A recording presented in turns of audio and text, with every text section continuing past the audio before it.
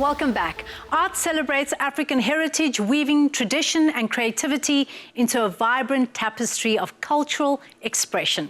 Pali had a wonderful conversation with an African artist. Let's take a look. Today, I am thrilled to talk to mixed media artist Lawrence. Lawrence is known for shaking up traditional views of masculinity. Lawrence uses his rugby background to challenge and reimagine the macho figure. Lawrence, thank you so much for inviting me into your very creative space. Thank you so much. Thank you for coming. Now, can you describe how your experiences as a rugby player shaped your perspective on masculinity and influenced your artistic vision? Upon me being selected to play for the Gauteng Lions, I noticed that when they selected the list of players, they would put asterisks next to particular types of names. And then I asked my coach, why is this the condition? And he told me that because there was a quota system that was set in place. So that idea kind of got me to question why I was selected. Was I selected for political reasons? Was I selected for my talent? And that for me became a really interesting kind of point of departure for making the work. And so hence why the use of pink, the use of traditionally feminine forms of masculinity. And so I used the energy that I had in rugby to make art. And looking within, being of Sotho heritage, how has this been able to impact not only where you come from and your identity, but your work? The kind of traditions of initiation and stick fighting, all of those things were kind of not happening.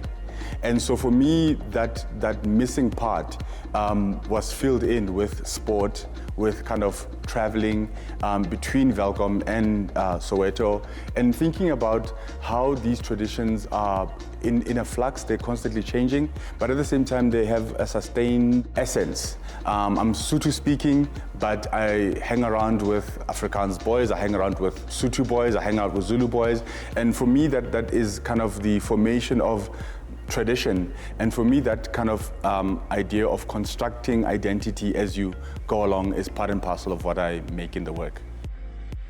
Now it's time for me to catch up with Dr. Paul Bayliss to find out how Absa is supporting artists like Lawrence. As Absa's art curator, I've been very privileged to work with the Absa Atelier. It's been running for 38 years and is a Pan-African competition run across Africa where we as Absa have a footprint.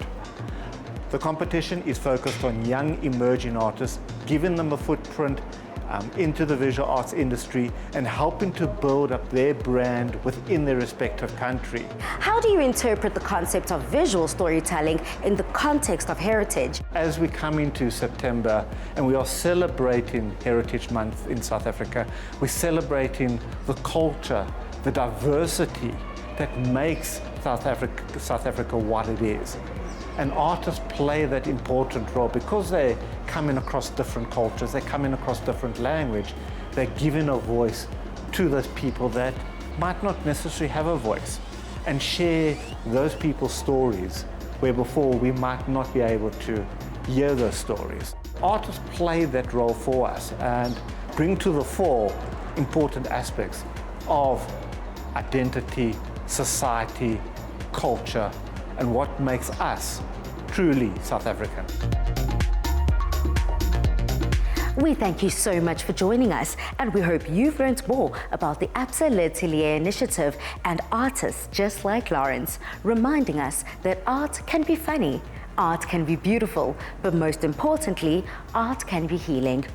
The Absa L'Atelier initiative has done an incredible job of nurturing and supporting local artists and their stories.